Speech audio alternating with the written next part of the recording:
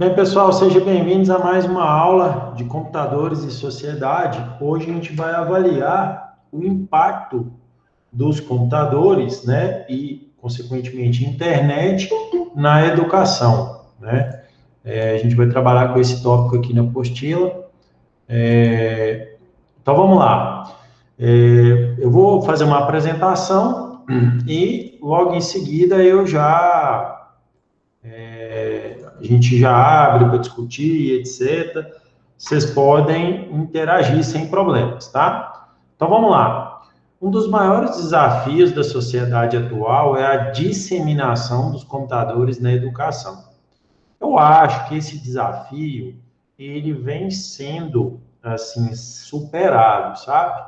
Eu acho que se você considerar as universidades e as instituições particulares de ensino, você vai ter ali uma utilização, né, até em certa situação, vamos colocar aí, muito boa dos computadores, da internet. Por outro lado, você tem as escolas estaduais e municipais. Essas, infelizmente, a gente sabe que a realidade ela é diferente. Mas eu acho, né, eu acredito que esse desafio da disseminação dos computadores na educação, ele vem sendo parcialmente, né, cumprido. Eu percebo isso, né? E a gente vai discutir isso também, essa questão aí dos computadores nas escolas, principalmente nas escolas municipais e estaduais, né? Bem, a utilização deste equipamento na educação é um processo irreversível, vem sendo utilizado desde a década de 1950. O que está querendo dizer que os computadores eles já existem dentro das instituições de ensino desde a década de 50, né? Aí que cita um exemplo de utilização em 1955 de um computador num curso de pós-graduação, em 1958 de um computador, né, como instrumento de ensino no centro de pesquisa da IBM na Universidade de Illinois, né? No período relatado, o computador era utilizado como uma forma de armazenamento de dados para poder transferir a alguém. Atualmente, o seu papel é mais complexo, né? E, consequentemente, estimulador. Então, o computador hoje ele tem um papel diferenciado nessa questão aí. Por exemplo, pode ser utilizado para dar suporte ao conteúdo trabalhado pelo professor, enriquecendo assim sua disciplina. Eu concordo plenamente com essa afirmação. Eu acho que isso é em todos os níveis de ensino. Se você tem um professor com um computador ou um acesso à internet durante a aula dele vai ser muito mais rica. Vocês concordam com essa afirmação? Claro. Você fica muito mais. Muito melhor que o professor.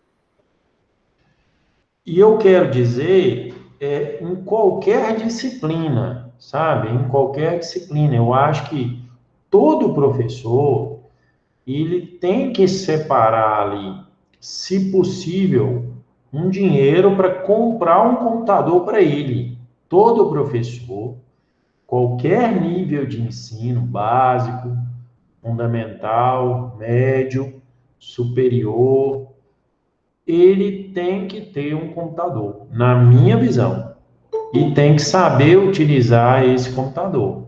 Né? Eu particularmente acredito nisso e acredito e saber utilizar para melhorar ou enriquecer o material da sua disciplina.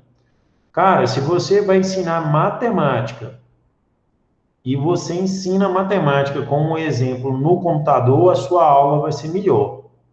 Se você vai ensinar biologia e ensina a sua aula como exemplo em um computador, seja na internet, seja no YouTube, seja em alguma coisa, a sua aula ela vai ser mais enriquecida e você vai conseguir né, atrair mais a atenção do aluno.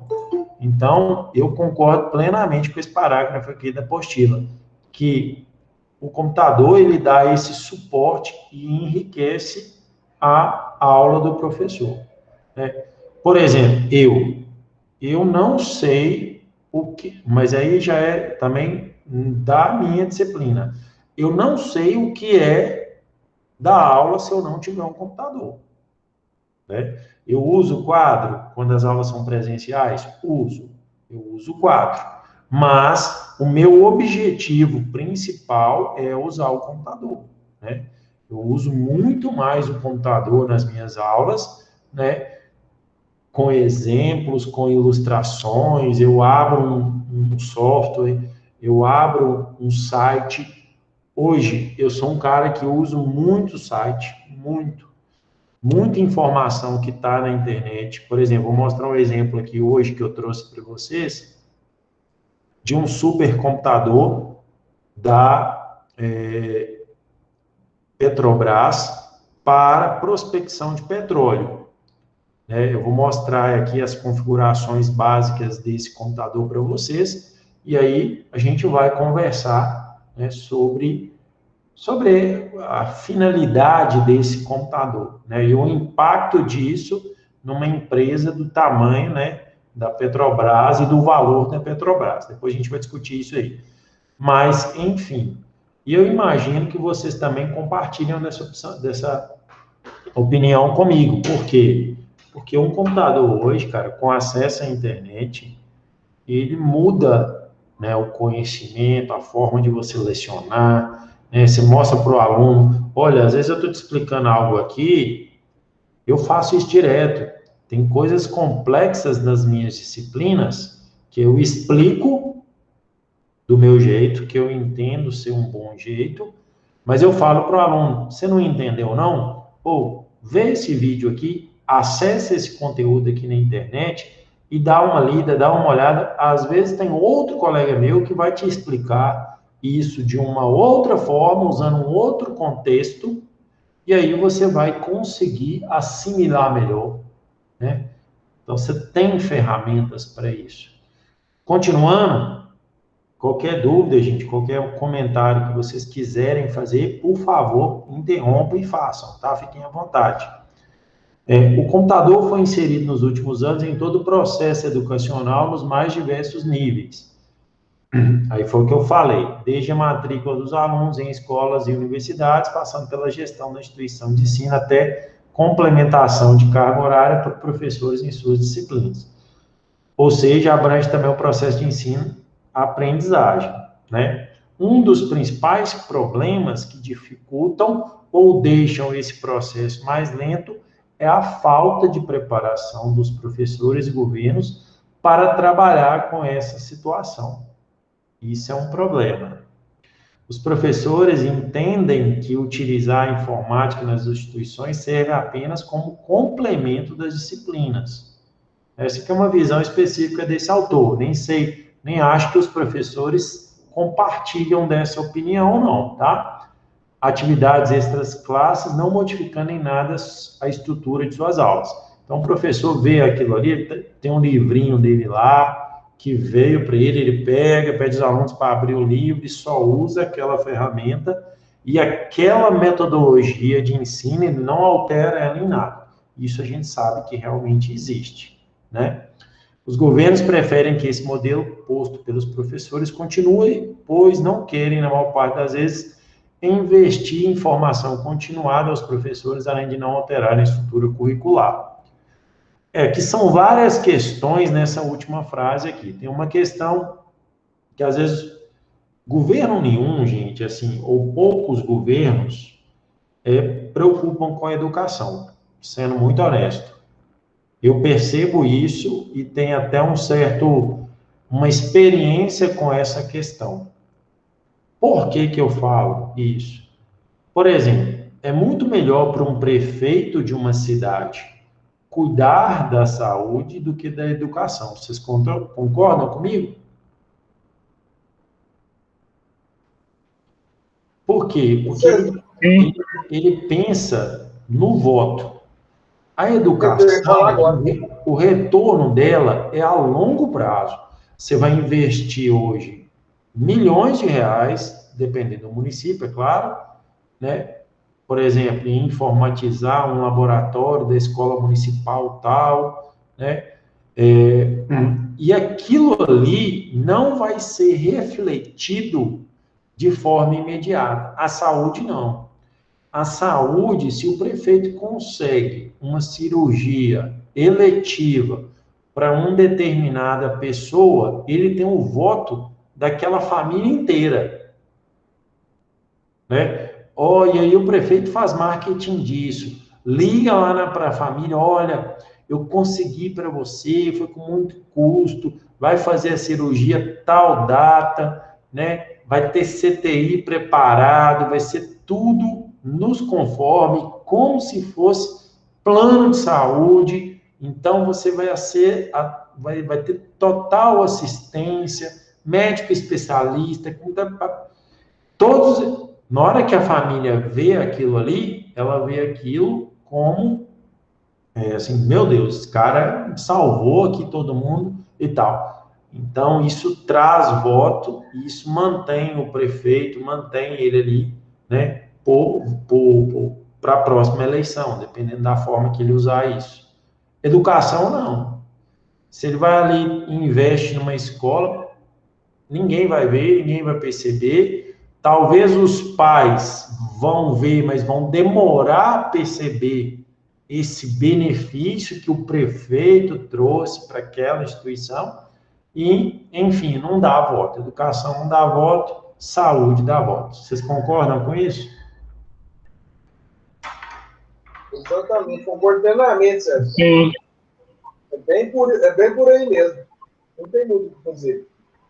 É igual você falou. E outra, a educação forma o cidadão pensante.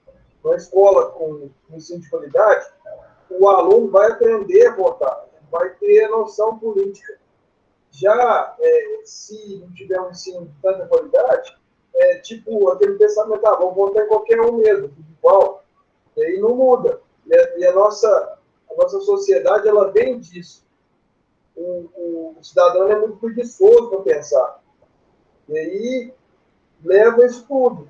Quem está no poder, o político, ele nunca vai querer que a população seja educada.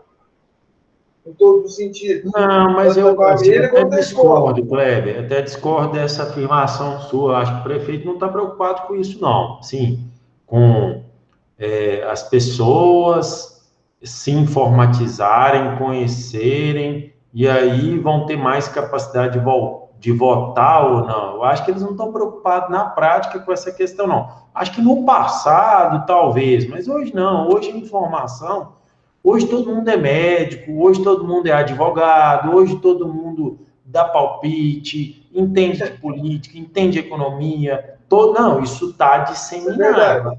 Né? Acho que hoje não, mas eu acho que o que pega mesmo é assim, cara, educação é mais a médio e longo prazo. Você investe agora, aquela geração é que lá na frente ela vai te dar o retorno, né? Pô, que menino bom que saiu daquela escola, né? Olha para você ver, hoje eles são todos profissionais, exercem suas profissões, ganham dinheiro, são estruturados, têm família, tem isso, tem, né? Isso é um orgulho, só que isso é a longo prazo, né? Por exemplo, te dar um exemplo. A Coreia do Sul e a Coreia do Norte. A Coreia do Sul era igualzinha à Coreia do Norte, né? Inclusive, no passado era até uma só. Enfim, brigaram, separaram, pá, Coreia do Sul veio, criou uma política de educação forte, de ensino forte, de ensino técnico, tecnológico forte, né? Menino lá aprende, tem 300 mil disciplinas, além das disciplinas básicas, e etc. Né? Você vê, Coreia do Sul é uma potência mundial. A Samsung é da Coreia do Sul, a LG é da Coreia do Sul, a Hyundai é da Coreia do Sul, a Kia é da Coreia do Sul. Você tem ali mundo, Seul, é uma capital impressionante, compatível com Tóquio, com Coreia do Sul é compatível com o Japão, é compatível com né, esses países, por exemplo, Taiwan, né? Taiwan também é muito forte, porque eles investiram muito em educação. Mas aí esse investimento ele tem que ser contínuo, tá? E ainda tem que durar. É muito dinheiro que se coloca e tal, tá, para você mudar essa ideia, né? Eu vejo assim. Bem, Por aí mesmo, Sérgio. continuando aqui. Beleza, obrigado. Então tem essa questão do governo, ele não tem muito interesse em montar um laboratório, né, de química, de física, bancar ali microscópio, bancar um laboratório de informática com acesso à internet. Eles não têm muito interesse mesmo, não, né? Capacitação dos professores, gasta dinheiro com isso, né? O governo vê o professor como um inimigo, né? Pouca valorização do professor. Vou te dar um exemplo, vou dar um exemplo de um professor no estado. Primeiro, dar aula para o ensino fundamental, ensino médio, não é um negócio trivial, não é um negócio simples. O professor estressa, aluno estressa, é um trem muito complicado. Pai não dá educação para filho, acha que a escola tem que dar, né? As turmas são cheias, tem todo um processo ali que é difícil. Dar aula para o ensino médio e para o ensino fundamental é um negócio muito complexo, não é um negócio fácil, né? Eu vou habilitar aqui o chat para a gente, às vezes, eu ver algumas perguntas aqui. Quando a pessoa está sensibilizada ao frágil, ela sente mais na obrigação de retribuir, casos da saúde. Isso, boa noite a todos, beleza? Então, não é uma situação fácil. Aí o professor, por exemplo, não é valorizado, o salário dele é baixo, e a gente sabe que é. Aí, para complementar a renda dele, ele tem que ter 2 cargos. Aí ele sai de uma escola, vai para outra escola, dá uma disciplina e dá outra disciplina. Então, na verdade, o dia a dia dele ali já não é trivial, já não é fácil, né? Então, imagine esse professor se capacitar, dificilmente ele vai fazer isso, né? Dificilmente ele vai querer introduzir a informática na aula dele. Por exemplo, não, para trazer informática para essa sala aqui, um data show, é uma trabalheira, aí ele já desanima, aí não vale a pena de levar, não sei o quê, não sei o quê.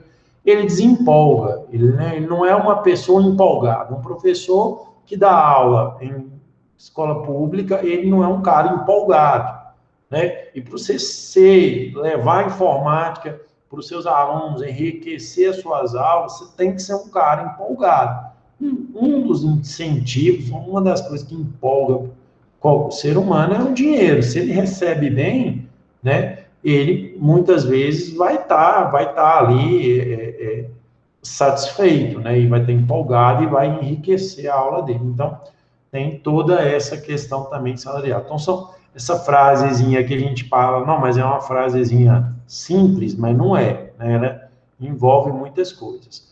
Enquanto isso não se resolve, a situação se mantém. Para que haja uma mudança, é necessário ter conhecimento sobre a informática, ou seja, estar em constante atualização de informações para poder utilizar de forma mais adequada a disciplina, levantando novos elementos de discussão no processo de ensino-aprendizado. O processo de informatização das instituições de ensino está ocorrendo devido à familiarização dos alunos com os computadores, a informatização de todos os setores da sociedade, agricultura, indústrias, empresas públicas e privadas. Sendo assim, as escolas devem acompanhar esse avanço. Aí vem aqui, ó.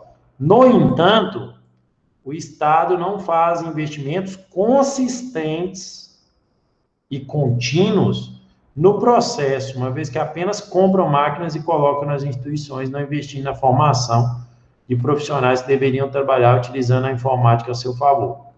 É aqui que mora a questão, né?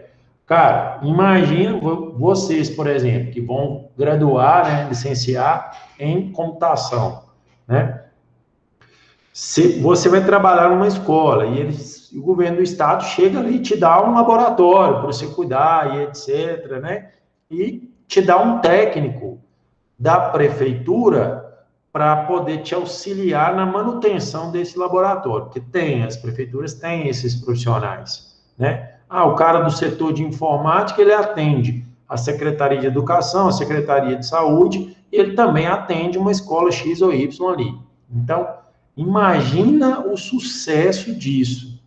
Você contrata o professor, né? Você compra o laboratório, pode ser um laboratório só, com máquinas boas, com 35 máquinas boas, com internet boa. Você dá aula demais nesse laboratório. Você dá toda a sua carga horária da semana nesse laboratório, tranquilo, tranquilo. E eu sou muito a favor do professor, da figura do professor de informática. O cara que vai ensinar a informática da forma que ela tem que ser ensinada, não é só rede social, pode até falar de rede social, criar conta em rede social e etc. Mas ensinar a informática da forma profissional, para a pessoa utilizar, para fazer os trabalhos, utilizar esses, por exemplo, software tipo Word, Excel, né?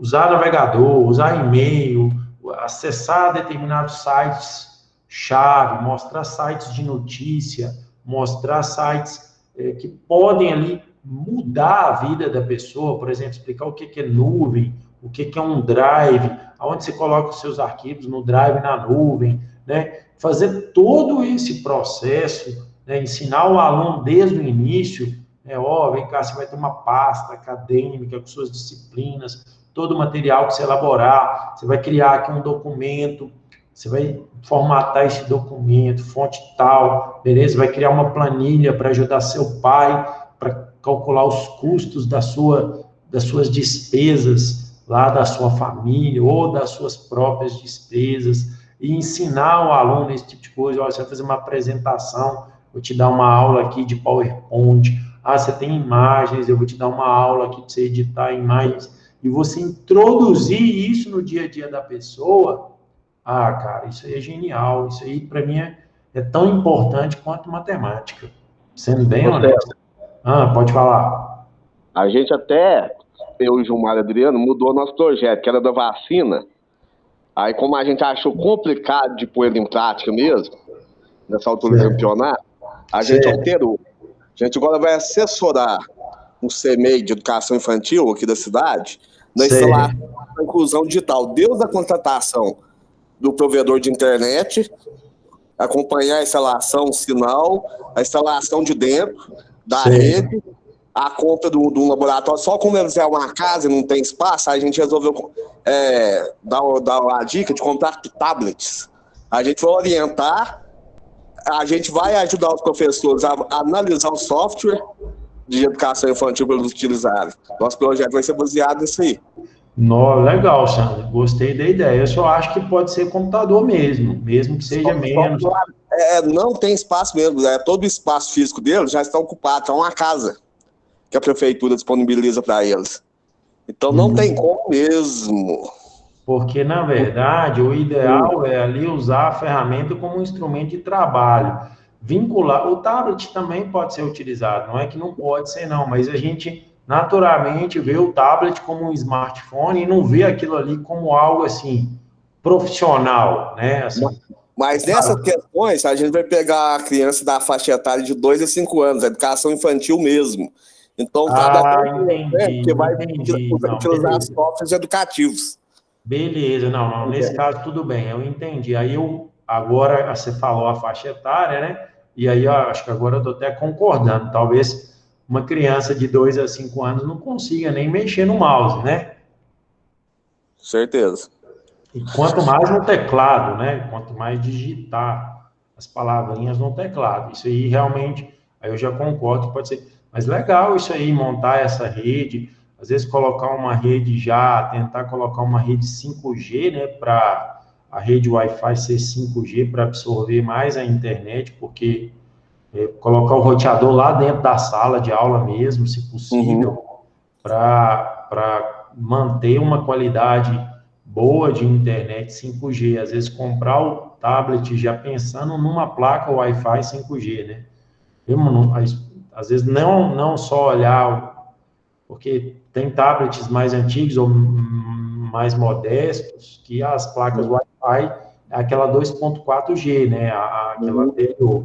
E aí você não usa aquela capacidade toda da internet por limitação do equipamento mesmo. Observar isso. Não comprar tablet ruim, tá? Especificar um tablet. Não acho que dá para comprar um tablet por menos de R$1.000. Tem que ser no mínimo R$1.000 para ser um tablet. E se não for um pouquinho mais caro, 1.100, 1.200, tablet de R$600 a gente não vai ter que sentar e ver orçamento ainda, né? Porque tem a parte Não, mas não adianta você comprar o equipamento que seja melhor você comprar 2 tablets ou 3 tablets. Não adianta você comprar o equipamento que eles não vão utilizar. Eu estou cansado de ver tablet que ninguém usa. Aí vem com uma versão Android desatualizada, vocês têm que comprar no mínimo com Android 9, enfim. Tem uma série de equipamentos que vocês vão ter que... Não é tão simples assim, não. Não é uma tarefa tão simples comprar tablet, não. Beleza, Sandro? Beleza. Mas, beleza, acho que vai ser interessante esse trabalho de vocês aí, né? Aí, continuando aqui, então a figura do professor nas escolas públicas, privadas também, né? Eu acho muito importante, muito, muito. Professor de informática, né? Eu trato isso com muita seriedade. O computador é algo que, né, você pega aí vários profissionais capacitados que não conseguem nem mexer no computador. Não conseguem. Né? Não formou, o cara tem curso superior e não sabe mexer no computador. Então, a gente tem que eliminar isso. Por quê? Porque o computador é uma ferramenta indispensável. Então, como que a gente elimina isso? Já colocando isso na educação básica, na educação média, né? Nesses níveis de ensino. Eu concordo, né, nesse sentido.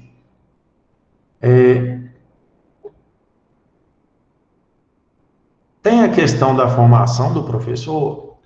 Essa questão da formação do professor, eu acho que ela tem a ver, o governo resolve esse problema rapidinho. Sabe como que o governo resolve? Não sei quanto que ele vai gastar.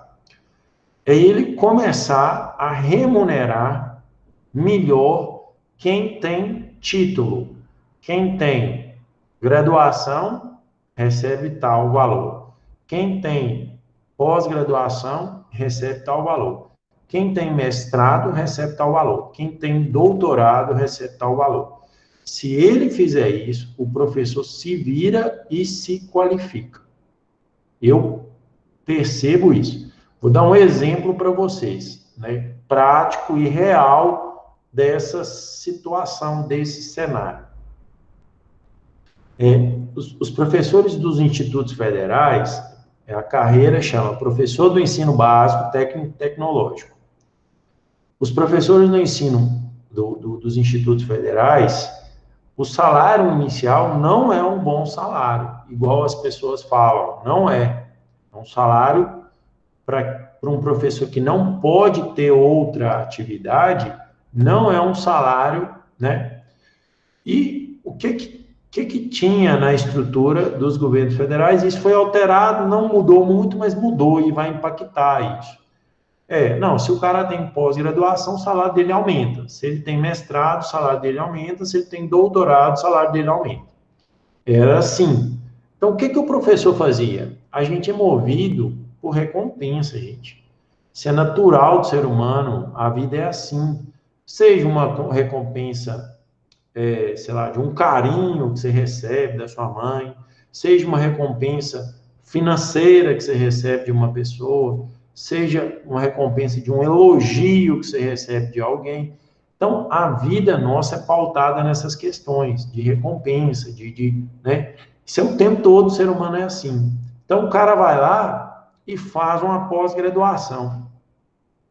E, no outro mês, ele entrega o título lá. Ah, não, agora o seu salário vai ser aumentar um pouquinho.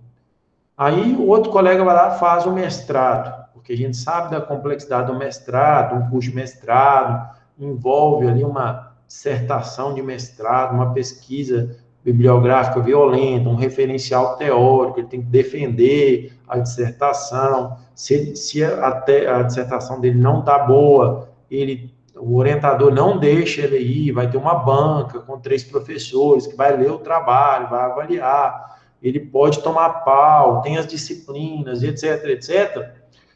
O cara vai lá, consegue, ele chega lá todo orgulho, com diploma, no caso a declaração, né? Só com a declaração já é suficiente para ele ganhar um aumento. Ele chega lá com a declaração dele, ó, tá aqui. Pá, no outro mês ele tem um aumento salarial. E só que esse legado que ele teve lá no mestrado, ele traz para a escola. Ó, lá na universidade era assim que a gente fazia. Aquela metodologia que usava lá, que funcionava e tal, ele vem e emprega ela no dia a dia dele, né? Aí o profissional vai lá, faz doutorado, aí já é mais complexo ainda e tal. Beleza, doutorado ele faz no exterior, pá, doutorado de sanduíche, parte do doutorado é no Brasil, mas parte é no exterior. Aí o cara vai para um congresso no exterior, o cara tem que aprender outra língua, pá, ele chega lá um outro profissional, uma outra pessoa com outra capacidade, né? Vai lá, no outro mês ele recebe mais. Então é assim que funciona, o negócio funciona, né? Então, tem professor no Instituto Federal que ganha R$ 5.000, tem professor no Instituto Federal que ganha 15, 16, 17, depende muito do nível de carreira que ele está. Então, isso faz com que o professor se empolgue, né? Aquele professor que não se empolga, ele não vai ser recompensado, né? É simples assim. E esse método, ele funciona. No Estado, tem isso? Tem, mas não é da forma que é feita no governo federal. O governo federal é feito de uma forma mais justa, empolga mais, os valores são maiores, né? Em resumo. Então, é fácil de resolver essa questão aí. E aí, o professor chega mexendo com informática, ele tem computador, ele sabe tudo. Então, ele sozinho vai buscar como é que fala? A formação dele, a complementação da formação dele. O Estado não precisa pagar nada, o Estado tem que dar custo. Não, ele que vai atrás, ele acha, ele resolve, ele consegue tudo sozinho, ele se especializa, né? Por quê? Porque lá na frente, se ele levar o título lá, vai ter o retorno financeiro. Então, é simples assim, é muito fácil de resolver essa questão, né? Aí os institutos federais criou um negócio aí que, até certo ponto, eu sou favorável, porque fazer o doutorado não é algo trivial, não se tem em todos os lugares, não é um negócio difícil para entrar, não é selecionado. São poucas universidades no país que têm programas de doutorado, e etc. O cara tem família, não tem como ele deslocar e tal, ele fica e para só no mestrado. Aí na carreira dos professores dos institutos federais, né, criou-se um negócio que chama RSC, Reconhecimento de Saberes e Competências, que se o cara provar que ele é um cara que já tem uma bagagem, que já tem um conhecimento suficiente, saberes suficientes, ele ganha como se ele tivesse doutorado, né? Só que isso aí, na mão de brasileiro, você já viu o que acontece, né? Não tem nenhum mestre que não tem RSC, né? Ou seja, isso eu vi acontecer nos institutos federais. Todos os mestres se tornam doutores em termos de salário, né? Quando eles terminam o mestrado, né? Eles já terminam o mestrado e já tem essa. Então isso aí não ficou legal. E você acha que ele vai fazer doutorado algum dia na vida dele? Não vai. não vai se especializar mais, porque ele já atingiu o limite da carreira ali, aí ele deixa de fazer, né? Isso é real, é fato, né? Isso está acontecendo nos institutos federais desde 2014, né? Posso falar como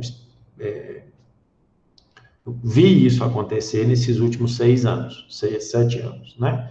Enfim, essa é uma questão aí só para analisar, né? Então, mas é assim que funciona, né? E, aqui, ó. Então, essa formação deve, então, fornecer condições para que o professor construa o seu próprio conhecimento, integrando as técnicas computacionais com a sua prática. Dá dinheiro para o professor se ele não faz isso aqui na hora.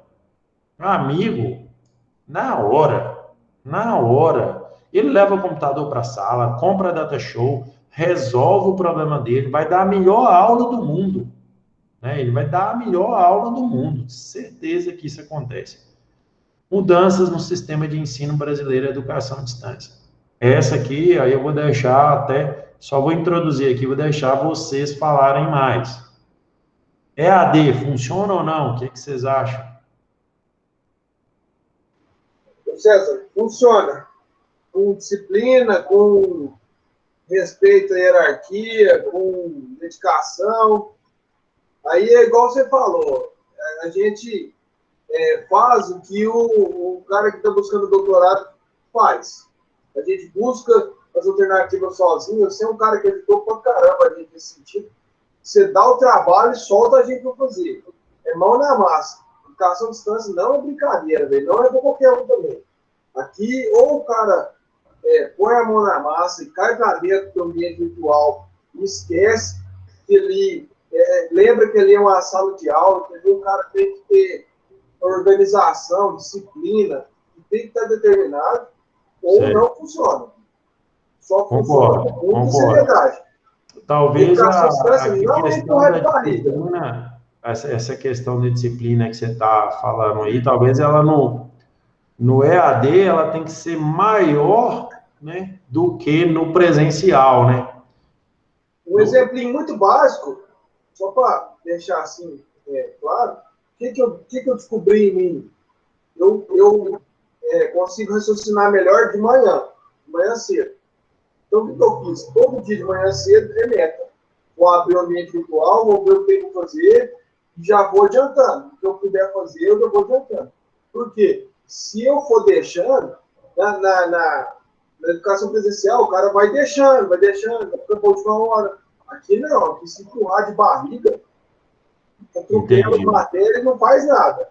Você então, tem que ter essa disciplina mesmo, concordo. É nesse sentido. E se eu não fizer assim, não adianta. Eu cheguei até aqui por causa disso, cara. Muita força de vontade e muita disciplina. Não vai. Sim, eu falo por mim, né? Pelos meus colegas eu não sei, mas vem funcionando para mim assim, dessa maneira. Não tem muito o que fazer, não tem muito correr. Eu faz assim, tá fora. É o meu ponto de pensão. Olha, eu particular... Pode falar, Reinaldo. Mas eu concordo com o Kleber falou aí também, que a gente tem que ter um comprometimento maior no EAD. Mas também no EAD, o professor também tem que ter um maior comprometimento com a gente. Nem todo professor é igual você. Certo. Tem professor aqui nosso aqui que já passou, que não tem esse comprometimento com a gente. Entendi. Joga as atividades ali, não está nem aí para você, você pergunta, não responde, é dia de chat, não está nem aí, armou outro compromisso, não vem, não repõe a aula, aí fica bem complicado nessa parte dos professores também, viu? Entendi. Não, isso aí é um negócio que a gente sabe que essa questão do chat, principalmente, antes não era obrigatório, sabe? O chat semanal. Aí foi até uma mudança nessa gestão do Elson, eu acho que veio com essa mudança de ter o chat semanal, que eu acho, assim, de super importância. Essa aula síncrona aqui, na verdade, eu no EAD, Eu sou um defensor das aulas síncronas. Eu não, particularmente, eu acho que as aulas assíncronas, elas não, elas não, elas não funcionam tão bem igual as aulas síncronas. Eu acho que eu tenho preferência pelas aulas síncronas, porque você tem essa interação, né, com vocês, né? Deixa eu só apresentar aqui. E acho também que o professor tem que ter mais comprometimento. Também concordo com essa afirmação. Não tem. E você é um dos únicos professores que a gente tem que é assim rigoroso com o horário. O seu chat é sempre na hora e tem. Aconteceu alguma coisa, você repõe para a gente, fala e explica. Não, tem professor que não tem chat, não está nem aí, não tem uma explicação para dar para você, não tem uma hora de repor isso aí. Esse chat, igual você falou, é importantíssimo para a gente, que é do EAD, que tem esse contato com o professor. Não, entendi. Tem uma questão, Só para antes do... complementar, Sérgio, Pode falar. o Rinaldo, eu vou dar um exemplo, o Rinaldo falou aí, não, concordo com você, é desse jeito. E assim, só para pontuar, a gente teve uma matéria, não vou citar a matéria, e cada um reflete depois. A gente teve uma matéria esse mês passado aí, porque eu ficava até, eu peguei vídeo chat de gravado, eu ficava até mais de meia hora sem falar nada. Não é igual você que incentiva, que busca, que vem, que apresenta e tal. Vários professores desse jeito. Assim, usavam o chat só tira dúvida. Cara, isso aqui pra mim é uma aula, velho. Não é que tira dúvida. Entendi. Eu cheguei a questionar isso com alguns colegas, sabe? Esse aqui é o momento que a gente vai encontrar com você, você vai ensinar a matéria e vai tirar as dúvidas. Não é só para ficar aqui batendo papo, entendeu? Entendi. E que tá a diferença. Eu concordo também, Kleber, concordo. Mais alguém quer falar alguma coisa sobre esse tema? Leandro colocou ali, para mim o curso EAD é como montar um PC, depende de toda a configuração, não de uma peça apenas. Concordo. Então, é uma engrenagem que tem que estar tudo conectado para poder funcionar.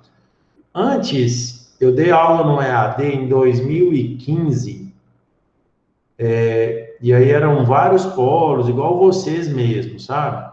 Em que o professor, ele ia no polo, isso eu achava bem legal, sabe? Eu fui, era cansativo, porque você tinha que, por exemplo, teve um final de semana que eu fui, essa turma era Coromandel, Araguari, Uberlândia e Uberaba. Aí eu tive que ir no final de semana nessas 4 cidades e dar 4 horas de aula em cada cidade. Então, mas foi muito bom. Por quê? Porque o aluno, se você tiver um contato presencial com o professor, em que ele explica a metodologia da disciplina dele, como que ele vai fazer, como é que vai ser o trabalho, mais as aulas semanais, síncronas, né, em que o aluno tenha o contato visual ali com o professor, aquele momento ali ele pode ficar, pode conversar, eu acho que é um modelo que funciona bem, sabe? Vamos esquecer a pandemia, né? Pensando num modelo assim, porque aí vira um modelo semipresencial. O professor vai no polo, conversa com os alunos, dá uma aula inaugural ali bacana, mostrando como que ele vai abordar, como que vai ser as videoaulas dele. O aluno vai fisicamente, ele vê o professor ali, e aí o professor vem com toda semana aulas síncronas, né? Se ele quiser gravar, grava também, não tem problema não, pode gravar a aula, às vezes tem um tema que ele quer, eu só não acho muito assim, só aula assíncrona. Eu acho que se tiver que escolher só uma modalidade, ela tem que ser síncrona. Aí, diante disso, eu acho que aí funciona. Eu acho que aí pode ser. E eu vejo isso, essa melhora, por exemplo, nessas disciplinas. Eu não dei aula para vocês no início, no primeiro, segundo, terceiro, eu não dei aula, mas acho que do quarto período para cá eu dei. Então, eu acho que teve essa melhora, assim, esse envolvimento, porque uma coisa é eu estar aqui falando, explicando, dentro de um contexto que a gente criou aqui, né? Eu acho que vocês absorvem mais. Eu penso assim. Mas eu acho que é um modelo que funciona. Imagina, você está numa região, às vezes, que não tem ali um curso presencial naquela área que você quer atuar, e aí você vai, faz na modalidade EAD. Às vezes você tem ali, você já é um profissional e precisa de uma capacitação, uma formação ali adicional, complementar. Eu acho que isso é muito importante, né? Um EAD, mas volto a falar, com o sistema híbrido. Tem que ter os encontros presenciais com o professor, sabe? Eu acho muito importante. Porque senão o aluno, naturalmente, ele desempolga. Ele não conhece o professor, nunca viu, né? Ele não pode interagir ali com o professor e etc, e etc. Então, acaba que ele não vai ficar empolgado, mesmo ele sabendo que tem que ser comprometido. Pensa assim. Mais alguém? Alguma questão sobre esse tema? Mas eu acho que, igual, vocês são sobreviventes, já estão aí no 7º período e vão obter o título, né? Importante a gente obter esse título. Hoje eu sempre busco para as nossas aulas, né, trazer o impacto, né, dos computadores na sociedade ou nos setores, né? Hoje a gente está discutindo a questão da educação. Na aula passada a gente discutiu, antes daquela questão, daquela parte que a gente falou dos projetos de extensão e tal, a gente falou sobre as transações financeiras, o PIX, lembra dos impactos na área do trabalho, com o e-commerce, lembra dessas questões? Então, eu sempre trago aqui para as nossas aulas esse impacto dos computadores na sociedade, né? Isso é um tema central da nossa disciplina e é algo que eu considero ser muita relevância. E aí eu vi um computador na internet, um supercomputador, Petrobras. Vocês estão vendo a minha tela aí? Não. Não. Obrigado. Deixa eu apresentar aqui. Vou apresentar a tela inteira, que aí vocês vão ter acesso a ela. Agora sim? Agora sim. Aparecendo. Olha para você ver essa reportagem aqui, ó. Petrobras monta supercomputador Dragão com 10 terabytes de RAM. 100. 10 terabytes. O poder computacional assim, por exemplo, você comprar uma placa de vídeo. Ah, eu gosto de julgar, César. Eu vou comprar uma placa de vídeo aqui. Vai rodar qualquer jogo, é uma placa de vídeo de 10 teraflops, que significa 10 trilhões de operações de ponto flutuante por segundo. Isso é um poder computacional de uma placa de vídeo. Deixa eu ver aqui onde que está o poder computacional desse computador aqui, peraí. Não, não é nem esse. Pode falar. Não vou pedir muito, põe esse vídeo no chat aqui para nós, por favor. Desse supercomputador, o link aqui? Deixa eu pôr aqui, depois vocês dão uma lida com mais calma. Aí, ó, esse aqui é de 2014. Esse aqui é um outro, o que ela comprou agora recente é esse aqui. Ó, essa reportagem aqui, ela é de 2020, dezembro de 2020, né? E aqui tem um de 2014, que ele tem 40 terabytes de RAM né? Ele tem conexões aqui na casa dos gigabytes, tá? Por segundo, ele troca informações e deixa eu ver aqui a capacidade dele. Poder computacional, peraí, deixa eu ver. Foi aqui que eu vi? Não, peraí, acho que foi no outro link aqui. Deixa eu ver se foi nesse. Ah, esse aqui, ó. Esse aqui já é outro. Ela tem vários, tá? Ela tem vários computadores, a Petrobras. Esse aqui fala. Aqui, ó. 5,1 P-flops. Então, tem o T-flops que eu falei com vocês, né? Que é o que a gente mede placa de vídeo, ó. O que é teraflops, né? O teraflops em geral, quanto mais teraflops o processador tem, mais rápido ele vai processar, né? Então, tera é trilhões. Aí, coloca aqui a placa de vídeo, ó. Essa GTX 1080, ela é 9 teraflops. O P...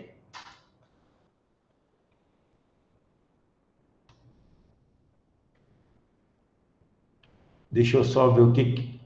Eu acho que é peta, tá? Eu acho que esse P é de petaflops. Deixa eu ver se é de peta. É isso mesmo, ó. Perflops, é petaflops.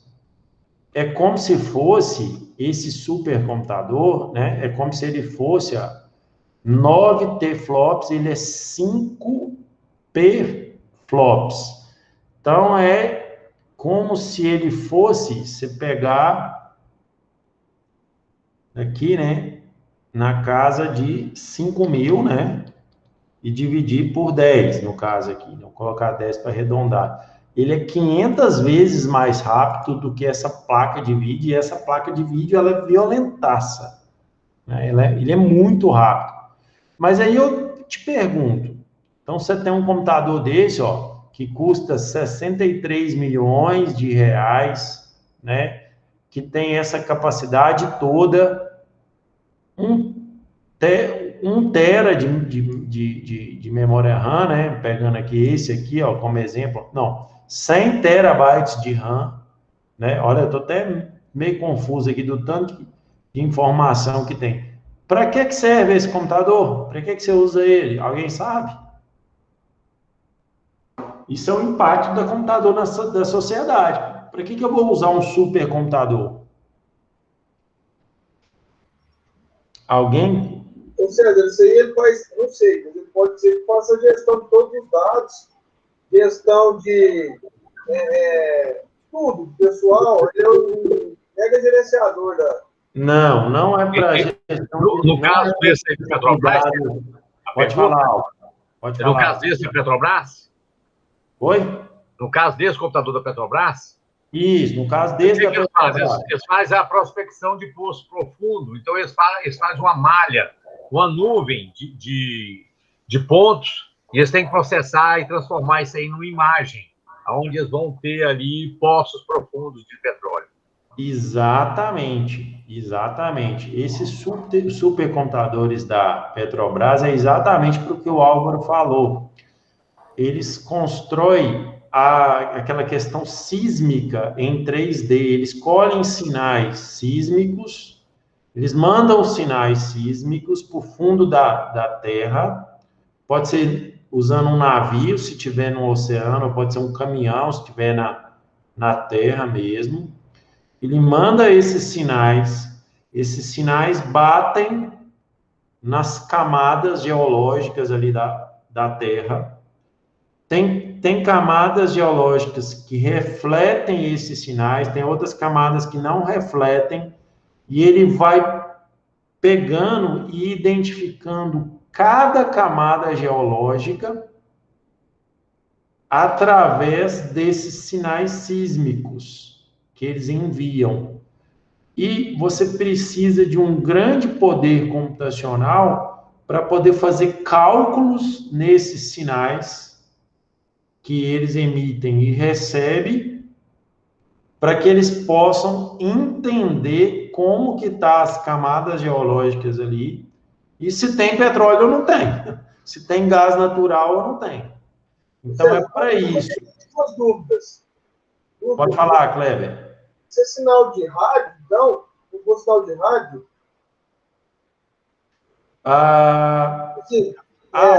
Eu não sei como que eles fazem.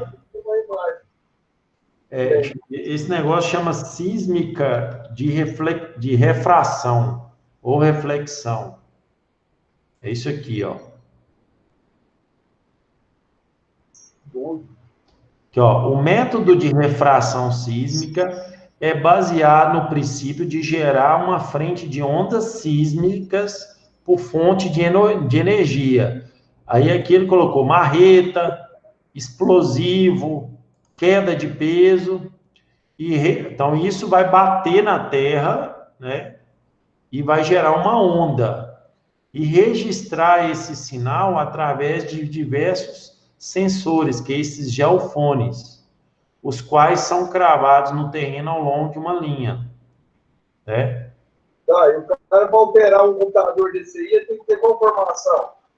Não, aí o que acontece? Nesses computadores, você tem um software que pega os dados brutos, ou seja, esse retorno, e faz cálculos com esses dados. E esses cálculos são cálculos demorados de se fazer. E aí, eles precisam de supercomputadores para fazer esses cálculos de forma rápida. Aí, o software que eles utilizam, o que o software faz? Como é que funciona na prática? O software, ele é criado para executar coisas em paralelo, tá? Para executar coisas em paralelo. Aí ele pega porções desses dados e manda para os núcleos desse supercomputador para poder fazer o processamento. E aí já é uma disciplina que chama programação paralela, ou também tem sistemas distribuídos, tem disciplinas dessa área que estuda isso, como que você faz coisas paralelas, né?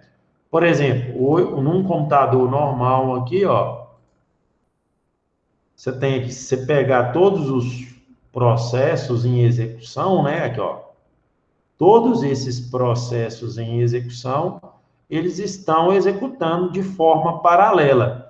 O que eles fazem? Eles criam programas que conseguem criar processos paralelos para serem executados e executar parte dos dados. Ah, não, esse aqui vai executar tais arquivos, o outro vai executar tal arquivo, o outro vai executar tal arquivo, e vai ter um centralizador que vai pegando os resultados, por isso que tem que ter rede. Eles estão em rede, uma rede violenta na casa de gigabytes, né? Para que esses dados possam chegar em e esse centraliza os resultados, como se fosse, sei lá, votação, questão aí da eleitoral, né? Que você tem um servidor ali que recebe os dados processados de cada urna, de cada município, de cada estado, né? Então, é isso que esse computador... Então, tentando te explicar aqui, Kleber, é um software, um programa que ele abre e esse programa ele particiona, ele divide vários processos executando ao mesmo tempo. E aí, cada core da CPU pega um processo para ele, entendeu? É assim que então quer dizer que é tipo uma central de gerenciamento inteira. E aí ele vai... Mas aí ele não é um computador, ele é um computador para educação, para pesquisas científicas, ele é um computador, não é para controlar, o que eu quero te dizer é que ele não é para controlar dados, por exemplo, faturamento da Petrobras, folha de pagamento da Petrobras, o site da Petrobras, né, servidor de e-mails, ele não é para isso. ele é um computador para processar dados de prospecção de petróleo. Ficou claro isso aí? Agora sim. Pesquisa para ter respostas rápidas, isso mesmo. Qual o tamanho desse computador, né? Aí esse computador é grande, porque aí, né, aqui, ó, ele é formado, esse aqui, que está com mais detalhes técnicos, né? Ele é formado por 544 servidores, né? Imagina você ter... Você já viu aqueles hacks que armazenam servidores? Vocês já viram isso? Ó,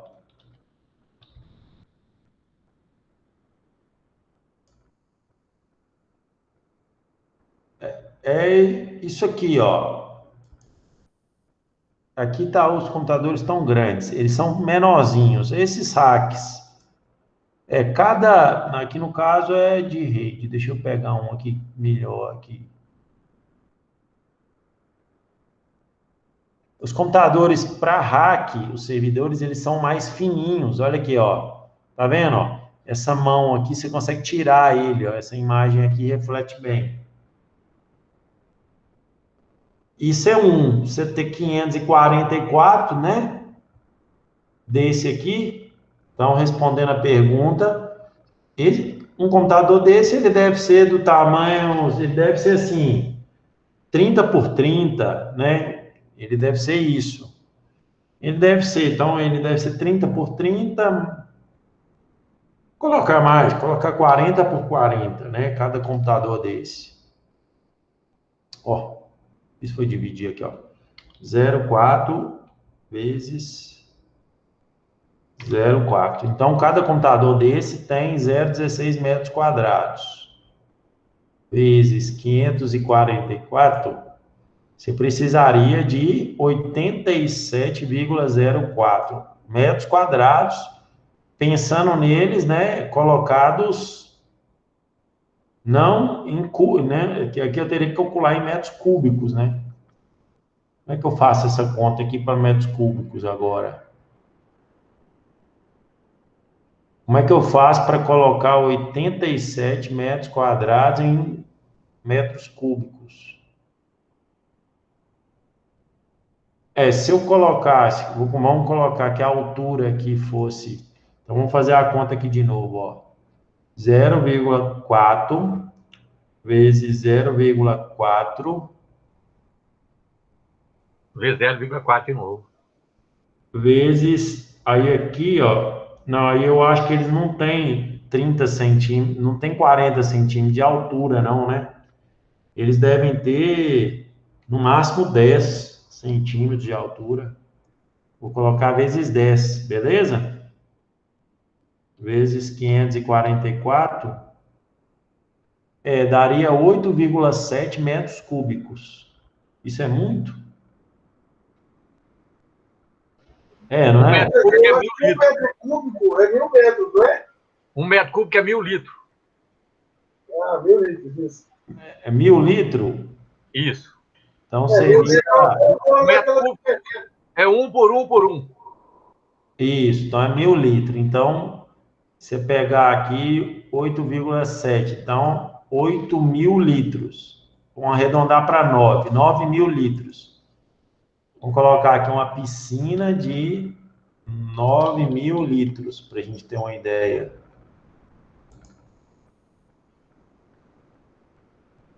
É isso aí, né? Não, essa aqui é 7.000. Bem grandinho esse computador. É o tamanho de uma piscina de 9.000 litros. É mais ou menos essa aqui, ó, por exemplo. Ó. É isso. Né? Aí isso aqui tudo cheio de computador, né? Mas aí você perde uns espaços e tal, né? Mas seria mais ou menos isso, né? Cabe numa sala grande, cabe. Né? Então, só respondendo aí, demorou aqui a gente calcular, mas daria. Então, você tem aí 544 computadores, né, para montar esse supercomputador. E aí o software, ele faz isso, é um software de execução paralela, né, ele você tem software específico para isso, que pega o que você vai executar, os dados de entrada, aí você passa para ele.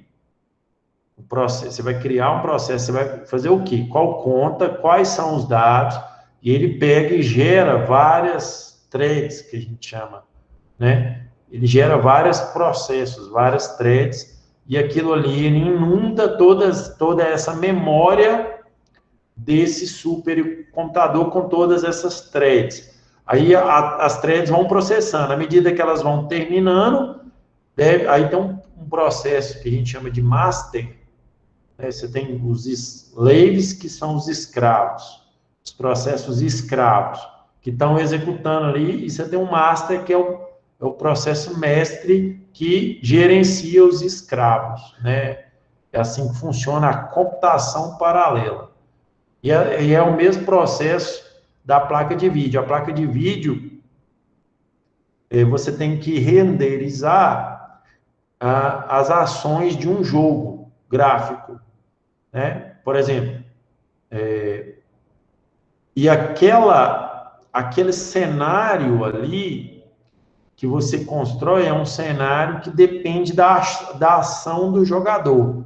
Então, se ele move a arma para a direita, você tem que renderizar toda aquela imagem e todo aquele cenário rapidamente em função daquela movimentação que o jogador teve, daquela ação que o jogador teve. E isso é muito custoso, esses cálculos matemáticos, para colocar o pixel X de marrom, o pixel X mais 1 de preto, o pixel X mais 2 de amarelo, para dar, né, aquela imagem renderizada, isso é muita operação matemática que é feita, é muito cálculo matemático que é feito. Por isso é que você precisa de uma placa na casa dos teraflops para poder te dar aquela quantidade de frames por segundo. Né? Ah, não, vou julgar aqui utilizando a minha placa de vídeo GTX 1080 com 60 frames por segundo, né? Somado a isso, você também precisa ter uma internet boa, que normalmente os jogos hoje eles são em rede, né? Então, não adianta, porque se seu adversário ele está rodando aquele jogo numa quantidade de frames superior a você, às vezes uma ação sua, dele, você não vai perceber porque você está com menos frames, né, por segundo. E ele vai perceber a sua ação porque ele está com mais frames. E isso pode impactar em que você vai morrer, ou você vai perder a bola, ou alguma coisa, ele vai ganhar de vantagem, né?